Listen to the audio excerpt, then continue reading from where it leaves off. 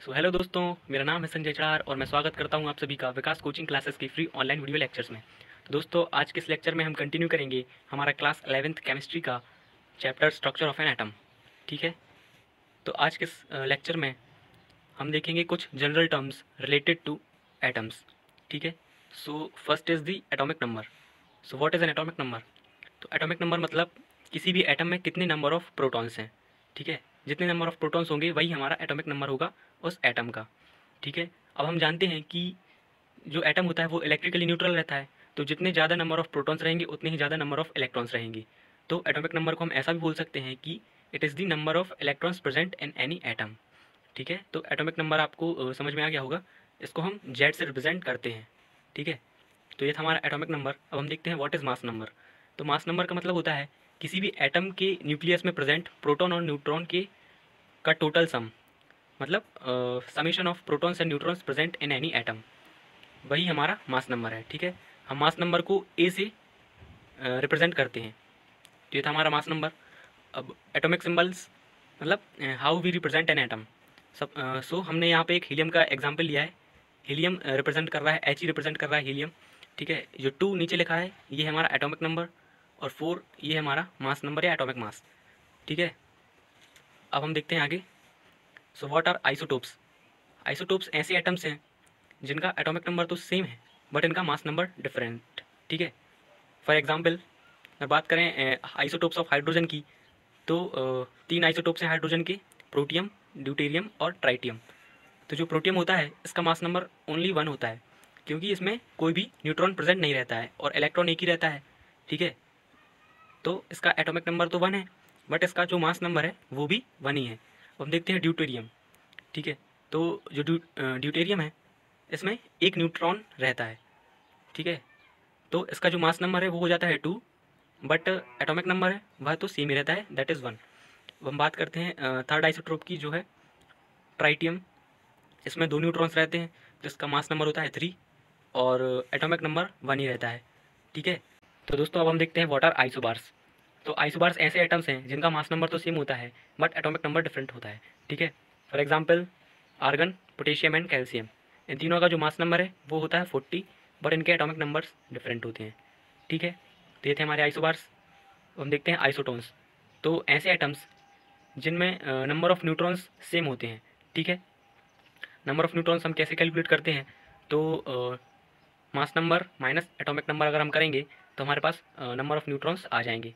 ठीक है, for example oxygen, nitrogen और कार्बन, ये आइसोटोन्स हैं क्योंकि इनमें जो नंबर ऑफ़ न्यूट्रॉन्स हैं वो सेम है। ठीक है, अब हम बात करते हैं आइसो इलेक्ट्रॉनिक स्पीसीज़। तो ये ऐसी स्पीसीज़ हैं, हम स्पीसीज़ क्यों बोल रहे हैं? क्योंकि यहाँ पे हम एटम्स अकेले की बात नहीं कर रहे हैं, यहाँ पे हम आयंस की भी बात कर रहे हैं। ठीक है, तो ऐसी स्पीसीज़ जिनमें सेम नंबर ऑफ इलेक्ट्रॉन्स हों। ठीक है, सो फॉर एग्जांपल अगर हम देखें तो ऑक्सीजन आयन, ऑक्सीजन में 8 इलेक्ट्रॉन होते हैं हम जानते हैं, और अगर इसने 2 इलेक्ट्रॉन्स गेन कर लिए तो उसमें नंबर ऑफ इलेक्ट्रॉन्स हो जाएंगे 10। अगर हम बात करें फ्लोरीन की तो उसमें 9 नंबर ऑफ इलेक्ट्रॉन्स होते हैं, और अगर इसने एक इलेक्ट्रॉन गेन कर लिया तो इसमें अभी 10 हो जाएंगे। ठीक है, ऐसे अगर नियोन की बात करें तो नियोन तो नोबल गैस है, इसमें 10 नंबर ऑफ इलेक्ट्रॉन्स रहते हैं। अगर सोडियम, इसमें 11 इलेक्ट्रॉन्स होते हैं, तो अगर इसने एक इलेक्ट्रॉन डोनेट कर दिया तो इसमें 10 बचेंगे। ठीक है, और ऐसे ही मैग्नीशियम में 12 नंबर ऑफ इलेक्ट्रॉन्स होते हैं, और अगर इसने 2 इलेक्ट्रॉन्स डोनेट कर दिए तो इसके पास बचेंगे 10। तो इन सभी स्पीसीज़ के पास 10 नंबर ऑफ इलेक्ट्रॉन्स हैं। तो ये हैं हमारी आइसो इलेक्ट्रॉनिक स्पीसीज़। ठीक है, तो अब हम पढ़ने वाले हैं बोर्स मॉडल ऑफ एटम। तो बोर ने जो मॉडल दिया उसके पहले कुछ डेवलपमेंट्स हुए। ठीक है, वो क्या क्या डेवलपमेंट्स थे? Dual nature of electromagnetic radiations. ठीक है, तो इसका मतलब होता है जो इलेक्ट्रोमैग्नेटिक रेडिएशन है वो वेव नेचर में भी एग्जिस्ट करते हैं और पार्टिकल नेचर में भी एग्जिस्ट करते हैं। ठीक है, ये हम पढ़ेंगे। और सेकंड है एटॉमिक स्पेक्ट्रा और क्वांटाइज्ड एनर्जी लेवल्स, तो ये भी हम आगे देखेंगे। ठीक है, तो ये जो डेवलपमेंट्स हुए थे इन्होंने बहुत इंपॉर्टेंट रोल प्ले किया बोहर्स मॉडल ऑफ एटम में। ठीक है, तो हम देखते हैं wave nature of electromagnetic radiations. हम particle nature of electromagnetic radiations भी पढ़ेंगे। ठीक है, तो वेव, जैसा कि हम सभी जानते हैं व्हाट इज़ अ वेव। तो जो वेव होती है वो एक डिस्टरबेंस है जो ट्रैवल करती है या तो मीडियम में या खाली स्पेस में, ठीक है। जो वेव है वो ट्रांसमिट करती है energy from one location to another location.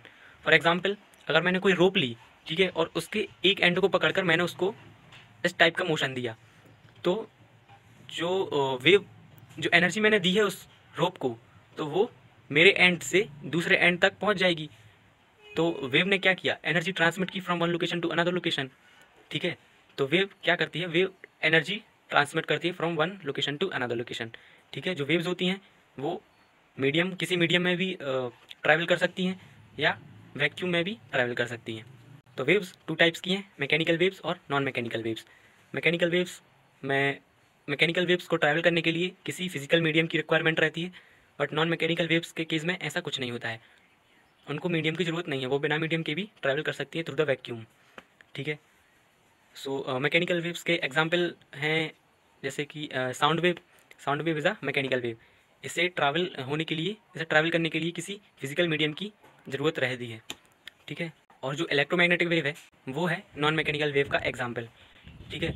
तो इसको ट्रैवल करने के लिए किसी मीडियम की कोई ज़रूरत नहीं रहती है, वैक्यूम में भी ट्रैवल करती हैं, ठीक है। इसका एग्जाम्पल है लाइट, ठीक है। लाइट जो है एक इलेक्ट्रोमैग्नेटिक रेडिएशन है जो सन से अर्थ तक आता है, तो अर्थ और सन के बीच में तो वैक्यूम है ना, तो वहाँ से ये ट्रैवल करती है, ठीक है। तो मतलब इलेक्ट्रोमैग्नेटिक वेव्स के लिए ट्रैवल करने के लिए किसी मीडियम की ज़रूरत नहीं रहती है।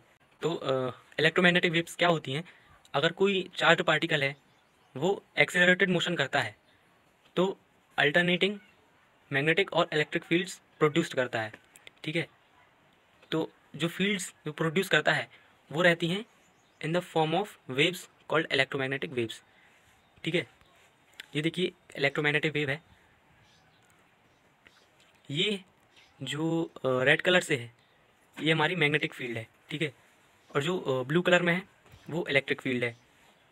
तो इलेक्ट्रोमैग्नेटिक वेव में क्या होता है, मैग्नेटिक फील्ड है वो परपेंडिकुलर होती है किसके, इलेक्ट्रिक फील्ड के, और ठीक है। और ये दोनों फील्ड्स परपेंडिकुलर होती हैं डायरेक्शन ऑफ प्रोपेगेशन की। कैसे, electric component, magnetic component and direction of propagation of waves all are mutually perpendicular to each other, ठीक है। तो ये थी हमारी इलेक्ट्रोमैग्नेटिक वेव। गाइस, अगर आपको आज का वीडियो पसंद आया हो तो लाइक कीजिए वीडियो को, शेयर कीजिए और सब्सक्राइब कीजिए हमारे यूट्यूब चैनल को। Thank you very much.